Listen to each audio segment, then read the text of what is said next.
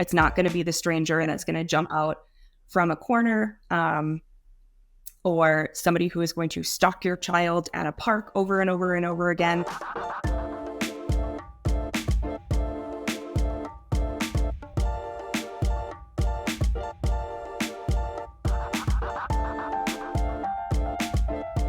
Welcome to Needle Stack, the podcast for professional online research. I'm Jeff Phillips, your host.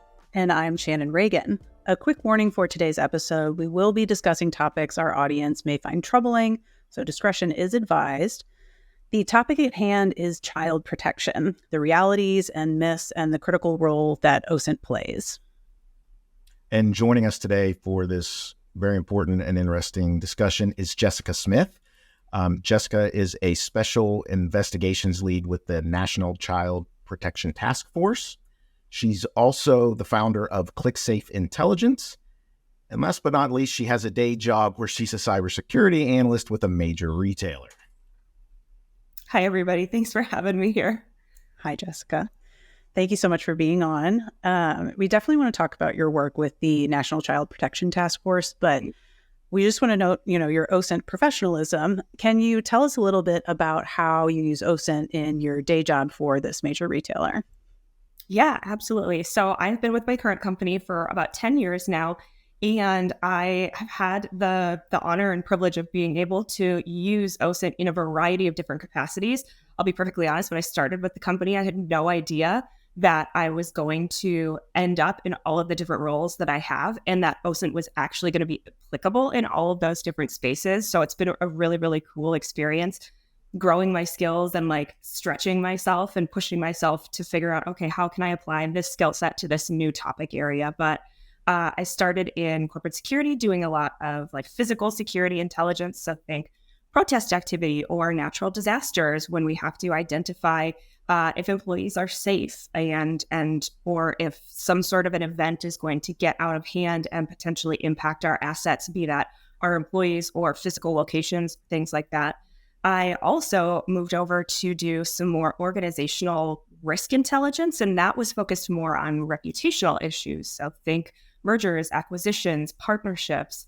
And our job was essentially to vet all of those potential partners or companies or entities that could potentially be umbrellaed underneath our brand and make sure they didn't pose any sort of risk to the brand that is so important to the company that I work for. So it was going from, looking for a particular person to looking for a particular business or particular forums or news articles or different things like that. So it was a very, very distinct brain shift in figuring out how to find new sources of information, especially when you're traditionally trying to filter out news articles and things like that when you're looking for particular subject information.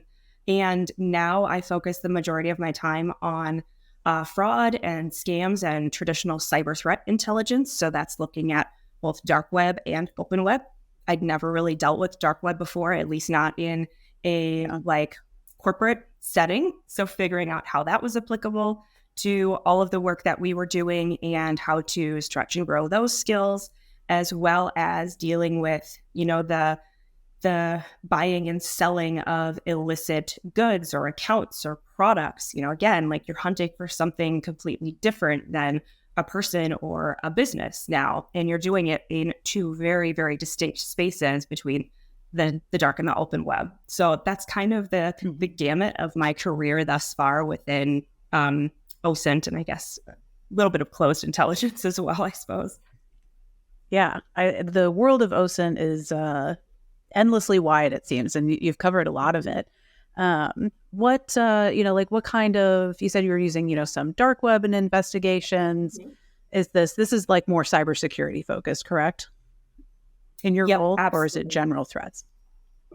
No, it is going to be more cyber. Okay. What other open sources are you using, or types of investigations are you conducting? So within my day job right now, because we're looking for, anything related to a scam or fraud activity or a cyber threat is going to have a personal component to it, right? The goal is going to always be to identify the actor behind that threat. So it's a lot of the same subject identification. There is a lot more anonymity here in this space, I would say, than in any of the other spaces that I have worked in previously. Maybe not necessarily child exploitation, of course, but when you're looking for, physical security threats, a lot of times that is very out in the open because those events are public and they have to market them to be able to draw people in as participants.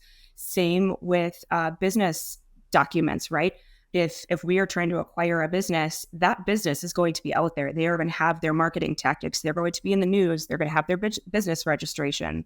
When we're looking for a threat actor or a criminal subject of any kind, one of the most important pieces of their identity is going to be to conceal that identity. So leveraging, all of those different pivoting techniques to be able to get from a username or an IP address to eventually working our way back to a real identity so that we can work with law enforcement to execute some sort of charges or arrest warrant. That's ultimately going to be the goal in those types of things. So even though we say that it's, cybersecurity or cyber threat focused, a lot of the times it is just true subject identification work. Yeah. Interesting. It's really interesting. I remember you had said you didn't know when you start off with OSINT in the public sector that there would be so much opportunity to use it in the private sector. You've gone through the gamut even on the private sector side. Yeah, absolutely. Yep. And same with the public side too. Like you just end up in different places that you never kind of expect yourself to be in. It's a fun business because it takes you on a lot of different adventures, for better or for worse. Yeah. Well, let's switch a little bit, not maybe as fun of a topic, but super important. How long have you been volunteering with the NCPTF? So I have been with the National Child Protection Task Force since about June of 2020. It seems like so much longer at this point because we have just gotten like so deep into the weeds with cases and with the people and stuff. It's amazing how much of a bond you create with the people that you do this work with. I feel like I've known them forever and I feel like I've been doing the work forever. But yeah, it's really only been about 2.5 years now. Well, what can you share with us? What do these investigations, what's a typical investigation entail for you? So NCPTF does a variety of different types of investigations. The majority of them are going to be focused on missing and exploited children. And that is going to encompass a lot of different things. We'll do everything from a very standard missing child case where a child is supposed to come home after school. They don't. Mom and dad report them missing and law enforcement realizes something doesn't quite feel right here. And they will call us up and say, can you help us try to find this child? We will dive into social media. We will dive into like geolocation of other social media posts around the area, all sorts of different things to help try to bring that child home and reunite them with their family. We also deal with human trafficking investigations where children are involved or vulnerable individuals as well. Sometimes they are adults. And that is going to be everything from, again, trying to identify where a victim might potentially be, but also trying to identify where a trafficker might be as well, or put a real identity to a trafficker who we suspect is with that child or that vulnerable adult.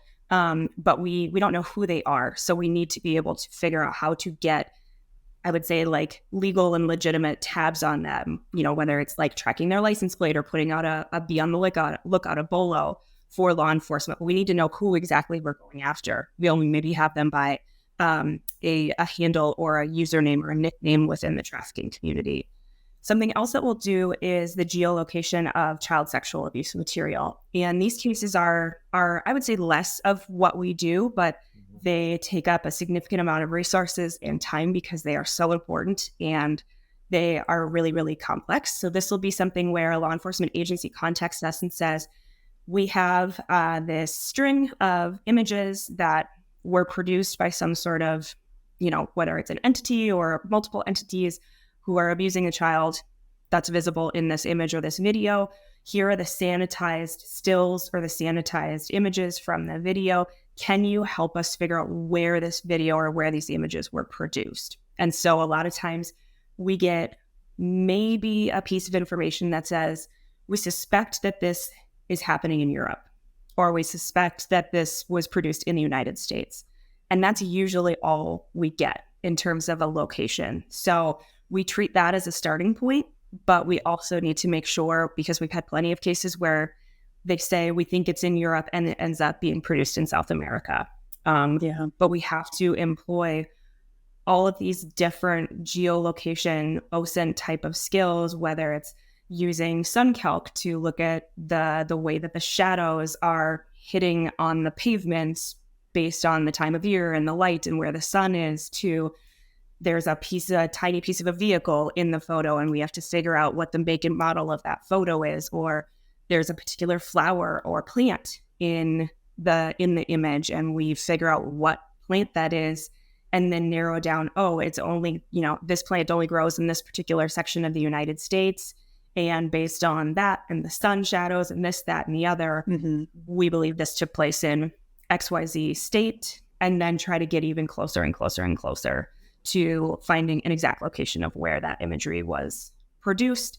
And if we're able to take it all the way to the finish line, we're able then to like find or put an identity to the person who produced it. And usually at that point, we're using social media to connect the victim that's featured in that photo to some known person within their life, be it a family member or an associate, relative, something like that. Yeah, very, very important work, very charged work. The topic of child exploitation in the United States, I think especially, is kind of notorious at this point for conspiracy or just even misunderstood stats and things like that, or focus areas and things of that nature. Could you talk a little bit about what maybe some of the core myths and misconceptions are about child exploitation and how those myths could affect investigating real life cases? Absolutely. So there's a lot of misinformation out there when it comes to child exploitation in all forms, and that can encompass human trafficking as well. And I think one of the biggest myths is kind of for lack of a better word, the glorified nature of the way that exploitation or trafficking can happen. When we think of this, especially when we think of sex trafficking, we associate it with the image of a child or an individual being, chained to a pipe in a cellar or a basement, or being thrown into the back of a van and whisked off to the airport and sold to somebody overseas and things like that. Mm-hmm. And while, yes, that can happen, there have historically been cases of that happening. And this concept of the kidnapping for sex trafficking, that does unfortunately happen in a lot of other countries outside of the United States. Here in the US, that's not how trafficking occurs. It's not how labor trafficking occurs. It's not how sex trafficking occurs. It's definitely not how the trafficking of children occurs.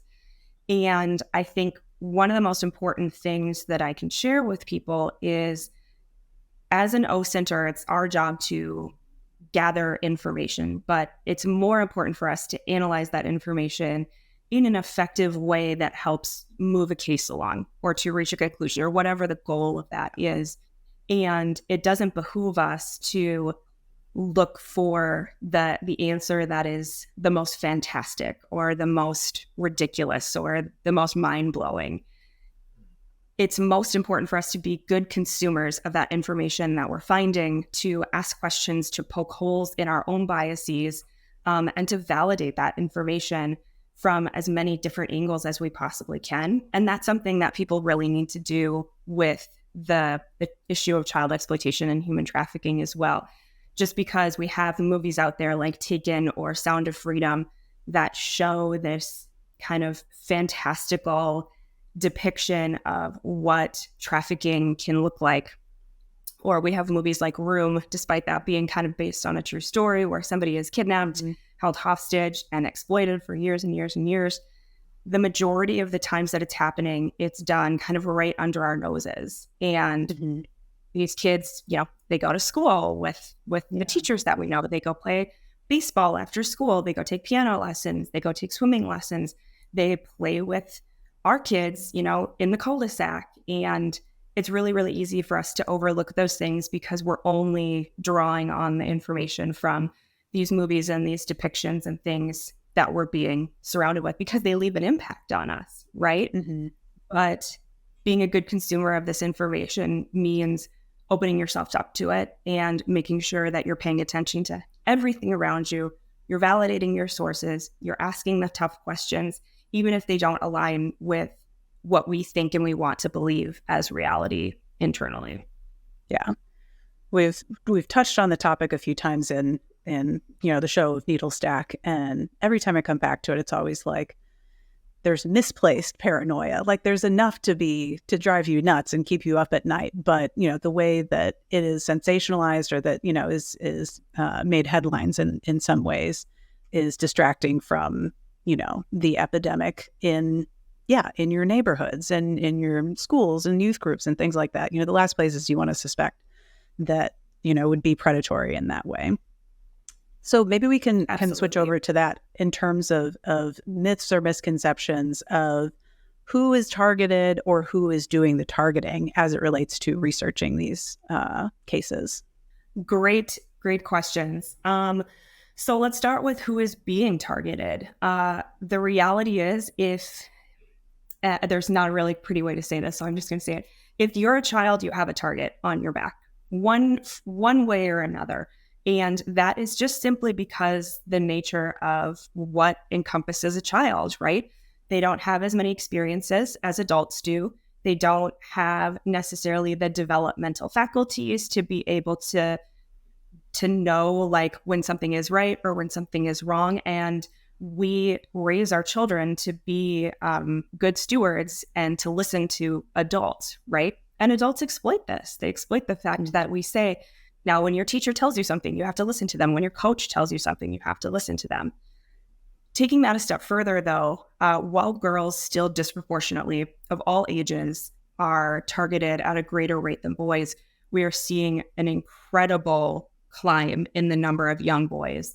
And this can be anywhere from 7, 8 years old up until 18, and even sometimes into young adults.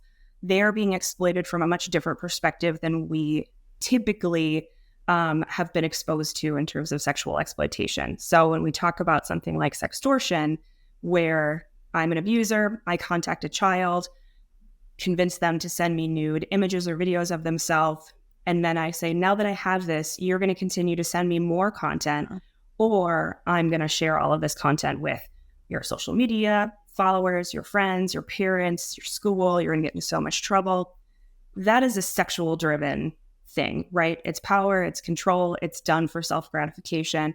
What we're seeing now with the boys is they're being targeted for financial gain. And so this has no sexual component whatsoever, but these sextortionists, who oftentimes are the same individuals who are enacting very traditional cyber crimes like phishing attempts or fraud and gift card scams and things like that, they are going after these young boys under the ruse of being a young girl.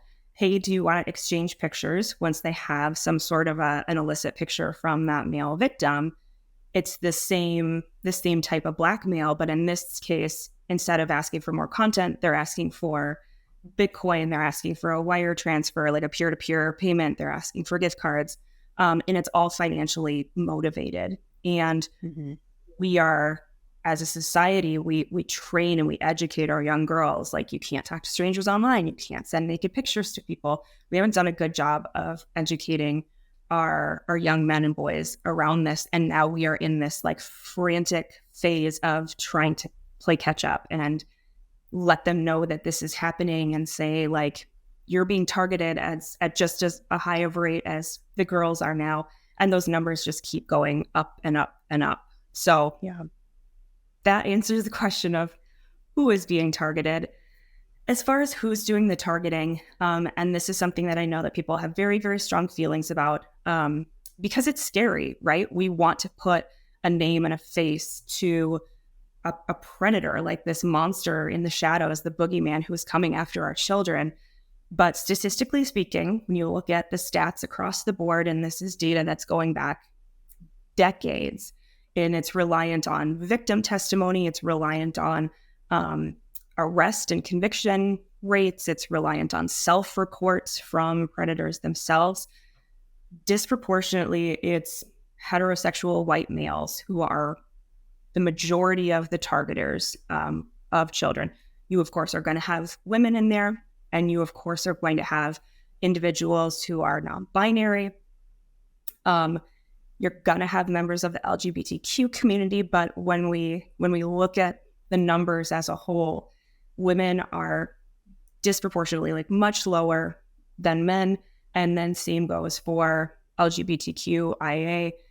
We disproportionately see white men offending against children a lot higher than any other race as well. So again, I know that makes people very, very uncomfortable, but it's truly just the facts as they exist in reality. And again, being a good consumer of research, I try to make sure when I'm doing any of my ClickSafe research that I'm truly just looking at something from a username perspective. And that's, I guess, the beauty of the dark web is I don't get any of that additional information unless they self-identify, whether they're male or female or their race or anything like that. Generally speaking, they keep as much of that identifying information anonymous as they possibly can. So that allows for some really, really objective research. But there is, for better or worse, a lot of information out there on kind of who the general predator is. And then one further thing, just to highlight super quick, is more often than not, it's the offenders know their victims. It's not going to be the stranger that's going to jump out from a corner, or somebody who is going to stalk your child at a park over and over and over again. Again, those things do happen, but we see stepfathers, grandparents, uncles, fathers, coaches, neighbors. Those are the people usually that are going to end up offending against your children because there's a comfort there because they can groom the parents as easily as they can groom the child and develop that sense of trust. Yeah. You mentioned, so I'd like to ask about it just because you were talking about you were doing research for ClickSafe. So ClickSafe is a nonprofit that you founded. How does that play into these cases or into the work you do on a volunteer basis? Great question. So in working with NCPTF, we deal a lot with the cases of grooming. We will help with the predator identification cases. And anytime you have a missing child where there's a potential grooming component, it brings that anxiety to a whole new level, right? For everybody involved, even us as the investigators, despite us trying to stay objective. And I just got to a point where I was like, I need to do more on the preventative side here, especially because we spend so much time in the dark web and in these predatory forums when we are looking for a missing child, when we're trying to identify a predator for these NCPTF cases. So I kind of thought, well, I'm in here anyways, and this is a complete treasure trove of information. I mean, you have forums that are years old that have, 50,000 plus posts from hundreds of different users. And I said, maybe I can use my analyst brain and take this and start finding some patterns and some trends within all of these posts to be able to create some more preventative education that is really evidence and intelligence driven versus reliant on law enforcement experience of working child exploitation cases. Not that that is problematic or inappropriate. I wanted to create something that could go hand in hand and help support that from a different angle. So when I'm doing a lot of these research projects for ClickSafe, I'm doing a lot of predator profiling, if you will, because we'll hone in on a particular individual. We'll watch how their linguistics and their posts change over time. And so, wrong or indifferent, I kind of have this predatory list of really concerning individuals that I'm always keeping an eye on, mostly just because of the information that they share with us. Mm. But when it comes to working cases, it then becomes really easy to go, you know what? I feel like I remember somebody saying something about this particular username or this particular methodology in terms of grooming. I'm going to go back to that and see if I can dig in further and figure out what they're saying, or is it beneficial to our investigation? And on a couple of different occasions now, we've been able to find different nooks and crannies of where kind of predatory conversations or websites or CCM sharing is taking place based on some of this research that I'm doing within ClickSafe, because I'm in there constantly just reading the posts. Whereas when we're doing the investigations, mostly we're focused on a singular individual, singular username, whatever tiny piece of breadcrumb that we possibly can. And so I'm able to kind of like pull these things together in a way that every once in a while does help us move our investigations along. But I would say for the most part, it is using kind of OSINT and analytics in a different way because we're focused on the linguistics, and that's all for prevention. And then with NCPTF, I get to do the reactive side of things and do all of the subject identification and all of that fun stuff. Yeah. So it's a good pairing. So essentially you're getting, I mean, you're able to provide the tips here or the preventative is because unfortunately you're getting it straight from the horse's mouth, right? From the predators themselves, how they're going to share things, tricks they may have, or approaches they may have. Okay. Wow. Exactly. Yeah. I was curious, there was something that you shared recently. Forgive me, I don't recall if it was from ClickSafe or NCPTF, but on an investigation of Roblox in terms of how children are being groomed or, solicited for, this, more financially driven exploitation. Could you talk just a little bit about that report and like kind of thinking outside of the box of where children are being targeted because of where they are online? Yeah, absolutely. So this was, I did this over the summer with ClickSafe. I had 5 interns this summer, and my intern, I let all of them kind of choose their research project, and we talked through methodology and things. And he's like, I really want to focus on gaming. And I was so excited about this because gaming is kind of one of the newer places where we just don't know as much about exploitation. We know that it's happening, but there's not as much literature and there's not as much news articles, for better or worse, out there about how it happens on a gaming platform and how it can differ between gaming platforms. Since some just have a chat feature, some just have like voice talk feature. There's a ton of different idiosyncrasies here.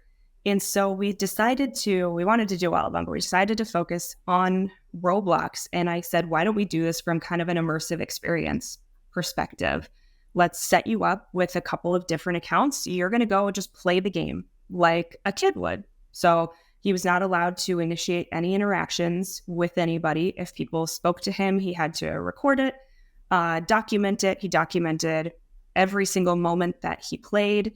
And I told him if somebody spoke to you, like you have to move the conversation in a very organic way. Don't try to shift it one way or another. It's like not leading the conversation anywhere. And what we were able to find out, and I'm actually very happy with the results of this, there wasn't as much solicitation, if you will, for inappropriate behavior or any conversations that he felt would have led to any sort of exploitative behavior, which was really good. Again, we know it happens, but over, 500 hours of gameplay or whatever it was, he didn't necessarily experience that. What he did experience, though, was the abundance of condo games that are shared on the Roblox Discord servers. And for those of you, anybody who doesn't know, a condo game is basically a user-generated game within Roblox, because it's all user-generated content that very overtly goes against the terms of service. So more often than not, these are incredibly sexually charged games in terms of theme and content. They can be extremely violent. And the individuals, the creators of these condo games, will kind of almost have competitions to see how long they can get their condo game to stay up, because more often than not, they are removed by Roblox within about 24 hours. So sometimes Roblox can get to them as quick as, just a couple of hours after they go live. And I think my intern said that people talk about the one that was up for like 48 hours was legendary because Roblox didn't find it for 48 hours. And what this told us was, and this is something that we know to be true across kind of the exploitative landscape, is predators will move children from forum to forum or platform to platform. And so if you do have children who are playing playing Discord on Discord or Twitter or some of these other platforms where these condo game links can be shared, it would be very easy for them to find them and then make their way into these very inappropriate, these games that the content is not age appropriate for them and where a lot of exploitative behavior can take place.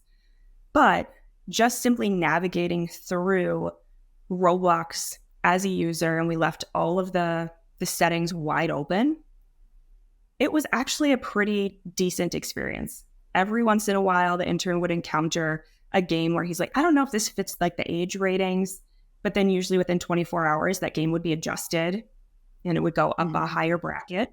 So I was really pleased to see that Roblox is doing an incredible job in terms of moderating their content as fast as they possibly can. It's a small company, so they can't move as fast as the users who are generating the content can.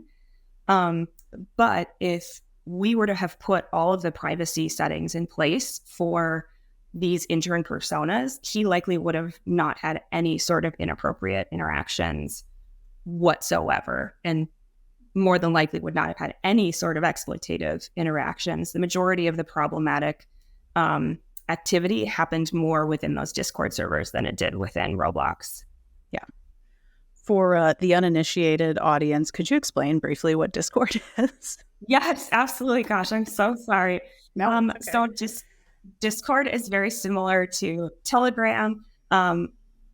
Slight similarities to Slack, but it's basically just like a way for you to connect with people within different servers. You know, in Slack, it'd be a channel. In Telegram, it would be a channel around different topics that you guys have in common. So you can share pictures, you can share links, you can share and just have conversations with individuals who are, I guess, like-minded, if you will. And sometimes the servers are, you know, like, I don't know, fans of true crime. And then other servers are Roblox. And then other servers are condo game driven, you know, servers. So yes, it's basically just a way for you to connect with people, hang out, have conversations, chat, talk, share ideas and different things. And yeah, so is that, if you want to add anything, please feel free. That's the key part, right? The fact that you go beyond text, right? And you're adding, like you said, there's voice, there's video, shared things. So it's good and bad from the topic we're talking about today. Well, you know, and across all these platforms, you know, you live in this stuff day in, day out in, you know, every way that you can online. What kind of toll does that take on your mental health or the people that you work with, and how do you guys deal with that sort of thing? This is a good question. I really wish people would spend more time talking about this, because really there's, in any form of OSINT, not just child exploitation, you can have kind of that like secondary trauma of doing these investigations. And I know some of my roughest times have actually been when I've been monitoring and doing OSINT work around protest activity. And it's something that you don't necessarily expect that is going to hit you that as hard as it does. And sometimes you don't realize the ripple effects or the ramifications until days, weeks, or months later. But within the exploitation community, thankfully, like I said, everybody who I work with, be it in ClickSafe or NCPTF, you become this family. And for better or worse, you get very comfortable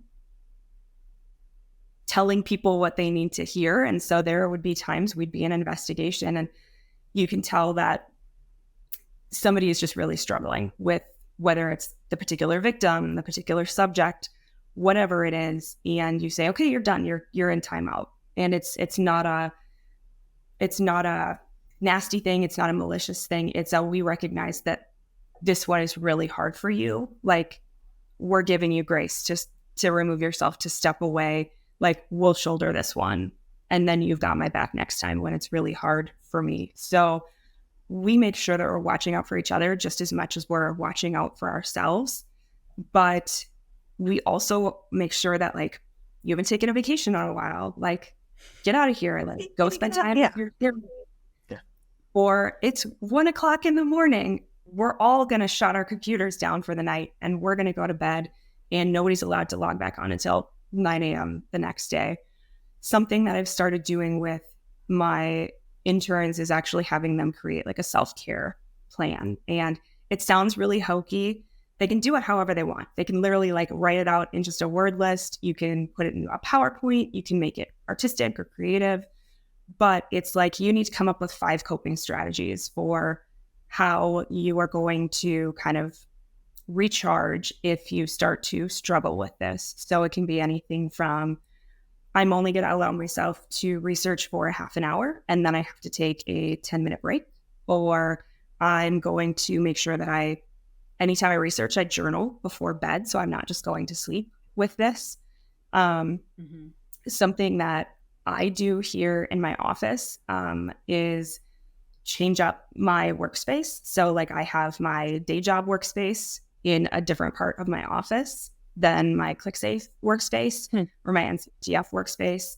Whenever I'm doing a deep dive into research, I will do things like unplug my air freshener. I don't let myself listen to music when I'm doing research. I can do it when I write up the reports, but not when I'm like in it doing the research, because you want to minimize those associations that your brain creates. The last thing you want to do is on a fall Saturday, you spend, 6 hours researching something with your pumpkin spice, air freshener broken in forever. Yeah. And now every time you smell that, you think of this horrific thing that you saw when you were doing the research. So anything that we can do to like, take care of one another.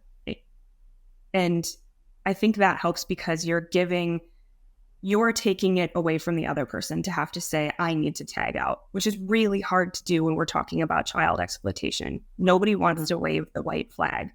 So saying, look, you're good. We've got this. Go take a break. I think it makes it easier for that other person to say, yep, you're right. I'm out.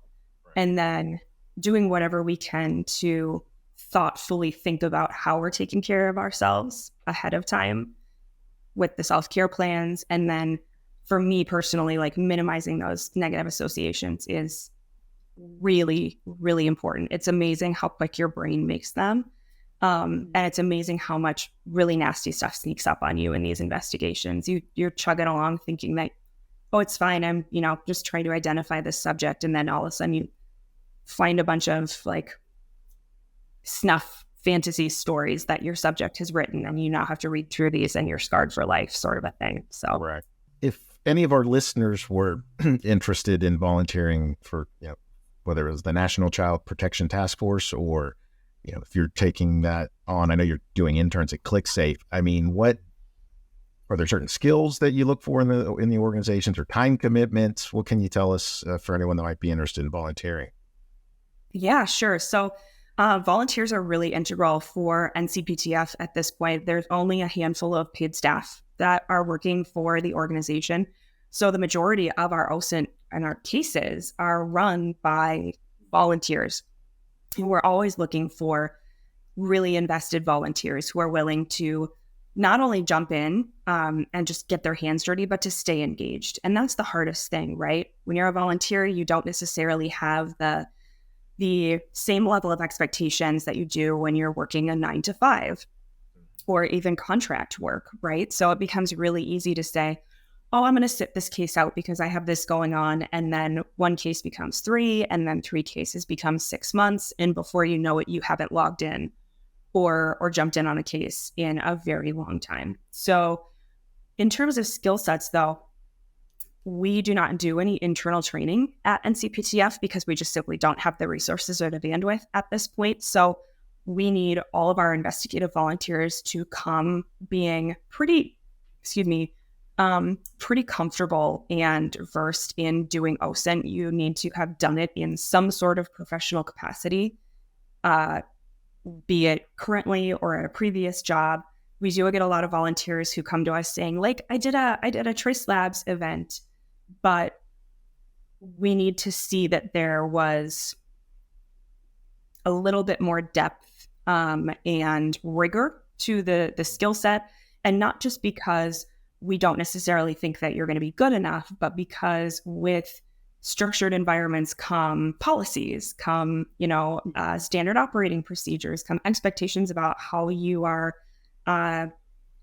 documenting your findings, how you're structuring your operational security, different things like that. And so that's why we have that element built in. You have to have some sort of professional experience doing OSINT, be it with law enforcement or private sector or anything like that.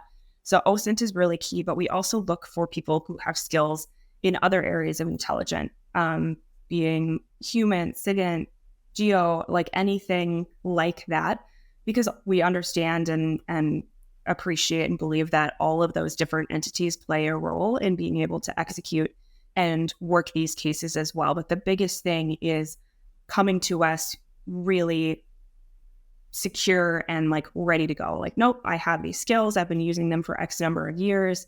I know how to do a subject identification case. I know how to structure intel findings. And not being afraid to jump in and then remaining engaged as well. We typically do volunteer calls once a year. The last time we did one, we got so many willing volunteers that it took us a year to even just get through processing all of them because the vetting process is so in depth. So I'm not sure if we're going to do another volunteer call this January or not, but we always announce it across all of our social media. So LinkedIn, X, Facebook, Instagram, keep your eyes open if you are interested in that. And for ClickSafe, I'm just not quite ready to take on volunteers yet. But again, like keep your eyes on my socials as well. Unless you're a grant writer, then call me immediately. We'll definitely leave that in. Yes, thank you.